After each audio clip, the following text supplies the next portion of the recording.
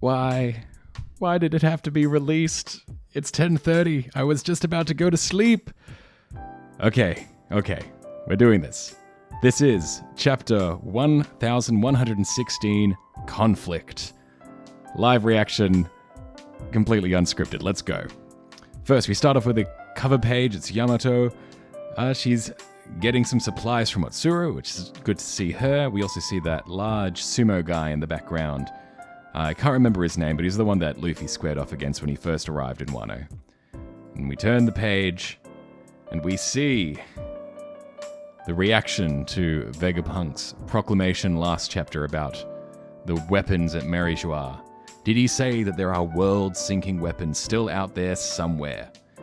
How can an 800-year-old war be ongoing? No one from back then is alive today. And then we see Imu, of course. And Imu's looking at a portrait of who I'm guessing is the Nefertari. Oh, what's her name? The original Nefertari, not Vivi, Lily. Nefertari Lily. And why would a war rage on in total secrecy? And I think it's hard to tell because the translators, it looks like it's a similar text, but I can't tell if this is Imu shouting Vegapunk in rage, or if this is the people reacting to his, let's call it a live stream, shouting Vegapunk. But I think it's Imu, and they are not happy. And then Vegapunk continues, and next page, in all sincerity, we see, oh gosh, because it's 10:30, my brain is absolutely blasted. It is Vivi's caretaker. I'm just going to do some Googling for names, because I am not present. Alright, we see Igaram, and he's crying while looking at a missing poster of Vivi. He does not look good. He looks a bit skinnier than usual, so he looks pretty worn down. And he looks very sad. It's actually, I'll put his face here. That's a very sad face from Igaram. And of course, Karu's in the background as well. But Vegapunk is continuing. I want to apologize from the bottom of my heart. There is something else I must confess. My goal was always to create an energy source to fuel society's development, and while it remains unfinished, my research has culminated in the Mother Flame. This is now a double page. Its power has many practical uses. He's bragging. Well, not bragging. He's very excited. He's like, hey, I managed to create this amazing things.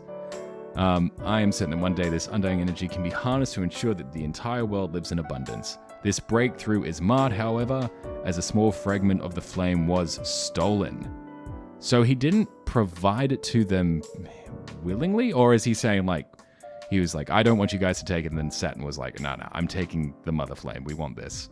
And we once again get a shot of the Mother Flame. So though Saturn has left where the Mother Flame is being kept, he has not taken the flame with him, and the flame still seems to be contained and functioning.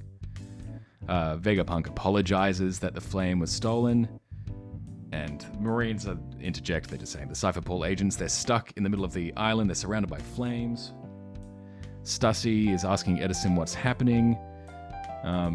I guess they haven't realized that the Labo phase has been cut into, and we're seeing the aftermath. We're seeing the S-Snake, Seraphim, just on the ground. She looks unconscious, kind of. And we're seeing all the Cypher Paul agents lying on the ground as well. But yeah, Edison reports, the whole gosh darn basement came crashing down here with all the Cypher Paul agents in tow. I can't generate any more clouds for the Straw Hat crew.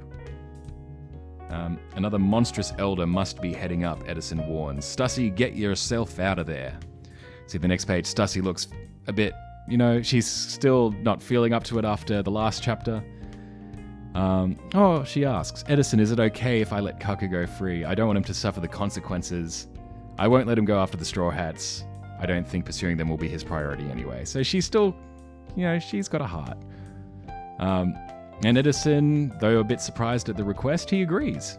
He's like, understood, Stussy. I'm sorry for putting you through all this. Yeah, Stussy considers them her friends. It didn't occur to me that they were your friends. Forgive me for making you turn on them. And Kaku's face, he looks scared and concerned. Or maybe he's like, oh, he's feeling a bit touched. That's an interesting expression on his face.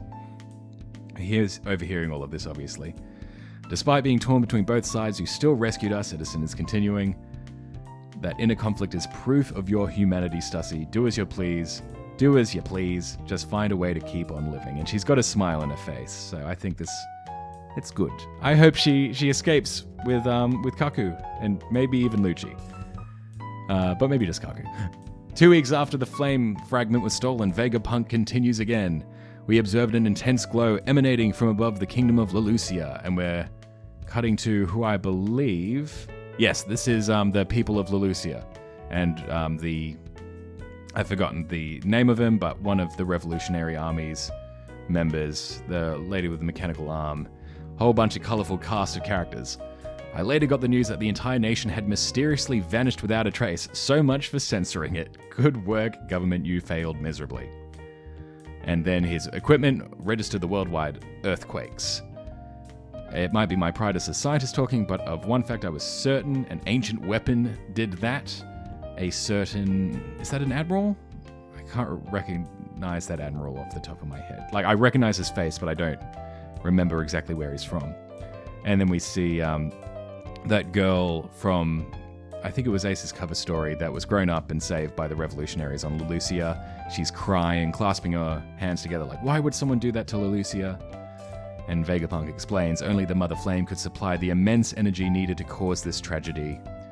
We see One Punch King. Lelucia is gone. This is the first we're hearing about this. Hurry up and confirm it.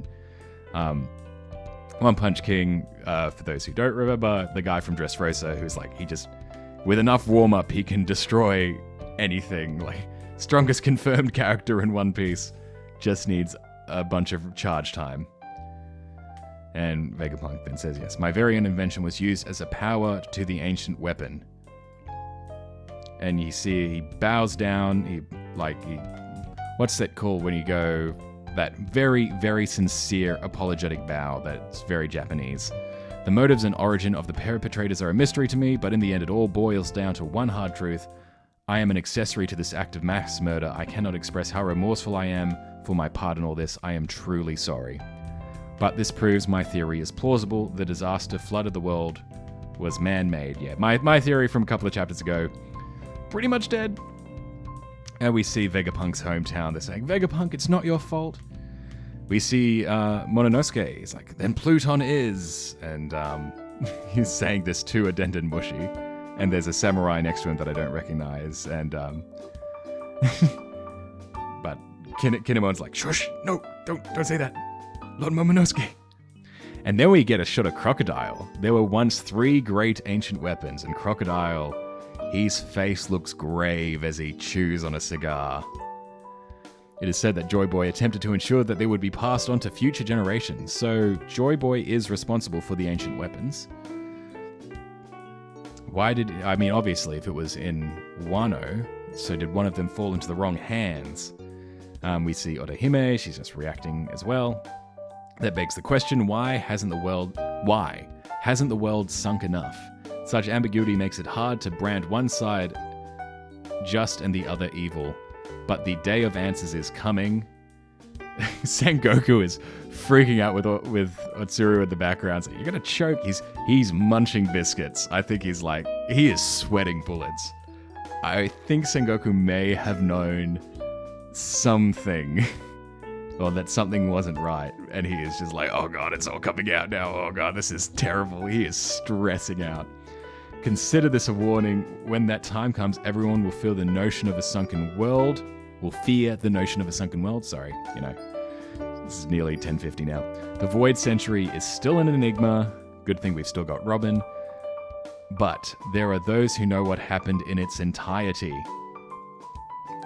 And we see we see York. Yes, it's York. Oh, that's interesting. So York says, how did you know this, Vegapunk? How is that possible, Stella? How could you have known about me stealing a fragment of the Mother Flame? So York was the one that gave them the Mother Flame. This was never Vegapunk, despite being sponsored by the world government, he was never the one to pass it on. It was all York. And I guess that explains how York is still in the good graces of the elders, because she was reporting on Vegapunk. She gave them the Mother Flame to try out. And she explains, I cut off my memory synchronization. It should have been impossible. Not only that, but I know a fact that you're a terrible liar and a lousy actor. You were genuinely surprised, right? And you see a flashback to Vegapunk saying, York, this was all you're doing. You got news about Leloucia and took readings. What does that mean? The timeline doesn't add up. You must have known the government's plans. Otherwise, you wouldn't have done all this. You wouldn't have hidden the broadcast snail. Is York figuring something out? Should we be figuring something out? And we're seeing, which one is the elder that transforms into the giant? It's Saint Jupiter, isn't it? Yeah, Saint Jupiter in his giant worm form, and he seems to be sucking up the CP agents, which is interesting. I guess they're getting rid of all the life forms. What is this? Before I turn the page, I just want to muse on this. Is this the secret about the broadcast? That could it be live? Could Vegapunk's brain be broadcasting it itself? And that's why we saw the destroyed members. Like, we saw, like, Vegapunk, and we saw the other satellites that had already been destroyed. Oh, and next page. Elders, I've worked out where the broadcast snail is. Are you certain? Without a doubt, I'm a Vegapunk too. The snail is in the Fabrio stratum. The Iron Giant is guarding it. Finally, the Iron Giant has a reason to exist. How would Vegapunk... Is that what Vegapunk was doing? When he was stuck inside it, he was hiding the snail in there? Now we're back to Vegapunk. I'm sure they knew our entire lost history, so why would they just fade away without telling a soul? Why didn't they act? We see the... Let's call her Rayleigh's wifey. I forgot her name. She's saying, haven't you had enough booze? You really get this wasted. And Rayleigh's saying, I'm old and washed up now. I'm just like Vegapunk here, a blabbering old geezer. He's already said too much. Don't be an ass and take it away from the youngsters. The thrill is theirs to seek now, right, Roger? And he's smiling as he says it, and the caption says, those who knew the truth just laughed. So that's the last panel. Rayleigh's sticking true. He's like, man, this is supposed to be for people to discover and have an adventure at. Stop telling everyone. That's boring. And most unfortunately, break next week. That is chapter 1116.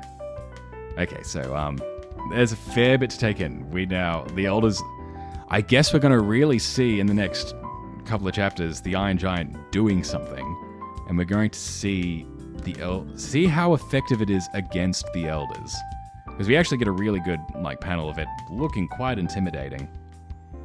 But I am interested when York says that it should have been impossible, and that's true. So he can't have pre-recorded it. He can't have pre-recorded it if he was genuinely surprised when York admitted to it,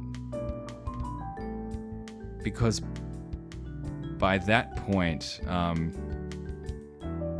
the first Stellar had already died, so he wouldn't have been able to be in the recording. So was it just him just figuring it out without knowing who exactly it was? That's probably the most reasonable explanation. I mean, the world is learning about the ancient weapons. It's great that we see Crocodile's face reacting to this, so obviously he's listening in on it too. And I do love the panel of Sengoku. He is freaking out. I think he knows the ramifications of what Vegapunk is saying. It's like the world is not going to... the world has been going crazy since the Cross Guild implemented marine bounties and all of that. But with this news, things are going to get wilder. Yeah, the elders, they're all locked in now. They're going to try and take out the Iron Giant. I bet you, I would bet you anything, there's going to be a key piece of information that is going to get cut off as they defeat the Iron Giant. I'd be surprised if the Iron Giant survives, but it's going to distract all the elders, thankfully, which will hopefully give the Straw Hats an opportunity to escape. Give Zorro enough time to make it back to the damn ship. He's taken so long. But yeah, it's just a lot more information, a lot more news. Vegapunk lamenting why didn't Gold Roger and his crew, Gold D Roger and his crew tell the world what they found out, because he's all about knowledge. He's got a completely different ideology to Gold D Roger and Rayleigh and all that. He's all about like knowledge, share it with the world, spread it. Everyone should have this knowledge, connect everyone's knowledge, and the world will get a better place. While Rayleigh's like, no, people need to discover the knowledge themselves, and it's all about the adventure, and it's all about the young people discovering the world for themselves. Either way, I really got to sleep. It's nearly 11. I've got to throw this together in editing and upload it, and that's my first reaction to chapter 1116. This has been very scatterbrained. Thank you so much for joining me, and I'll see you next time. Toodles!